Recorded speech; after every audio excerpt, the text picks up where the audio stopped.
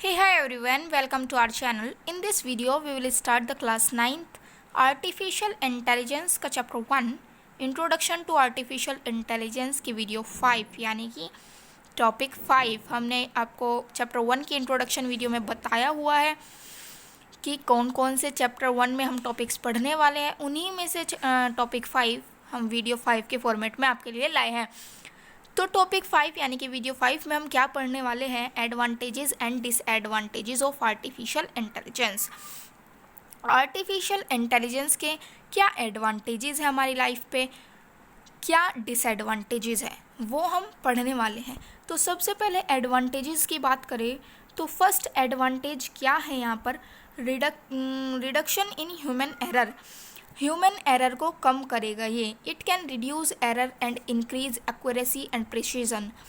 अगर हम ह्यूमन से कोई कैलकुलेशन कराएं या फिर कोई काम कराएं तो 1% चांस है कि वो गलत भी कर सकता है, चाहे वो अपना पूरा 100% ही क्यों ना दे उसमें, लेकिन 1% चांस रह जाता है कि वो गलत भी कर सकता है। लेकिन जो मशीन्स है जो हम डेवलप करेंगे या कर रहे हैं वो जो है पूरे 100% श्योर होगी कि वो कोई भी गलत डिसीज़न नहीं देगी, कोई भी कैलकुलेशन गलत नहीं करेगी और कम टाइम लेगी और बिल्कुल सही ही करेगी। मतलब ह्यूमन के एरर को रिड्यूस कर रही है ये, मतलब कोई भी एरर नहीं है।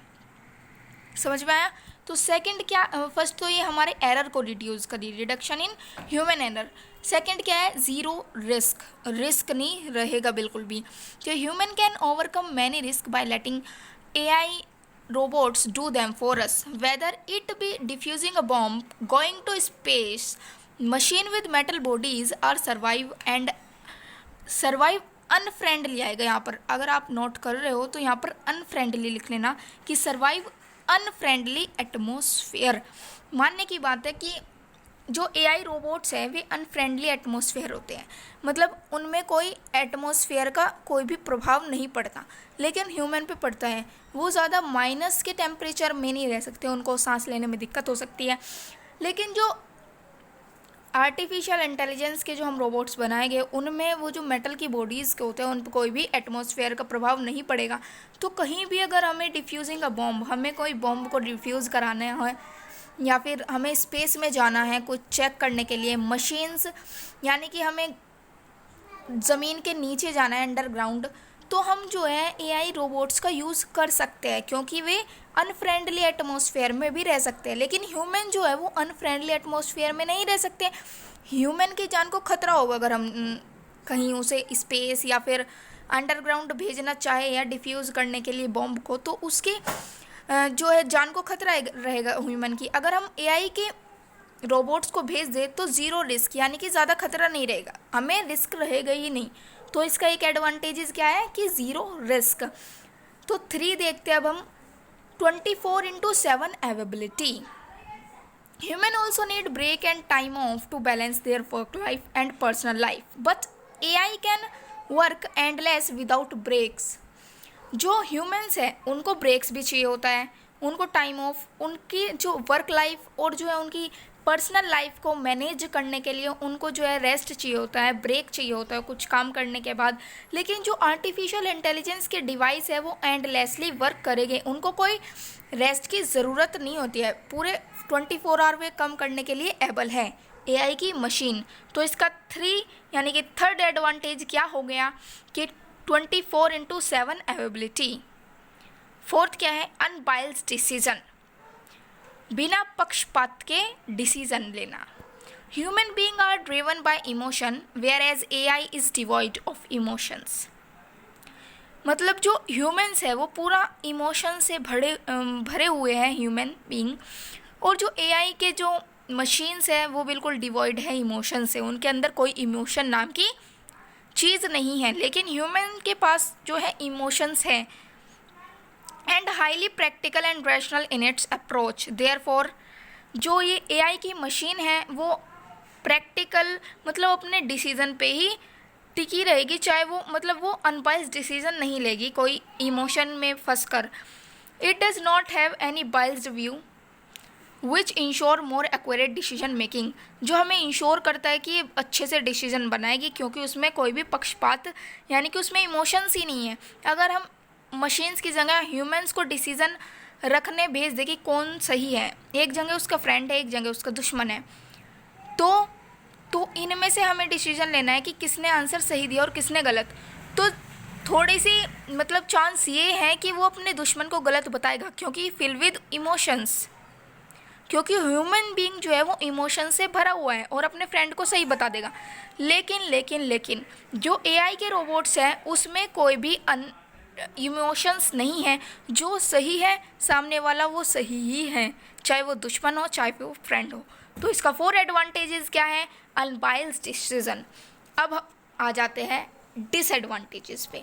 तो आर्टिफिशियल इंटेलिजेंस के डिसएडवांटेजेस क्या हैं? First, high cost.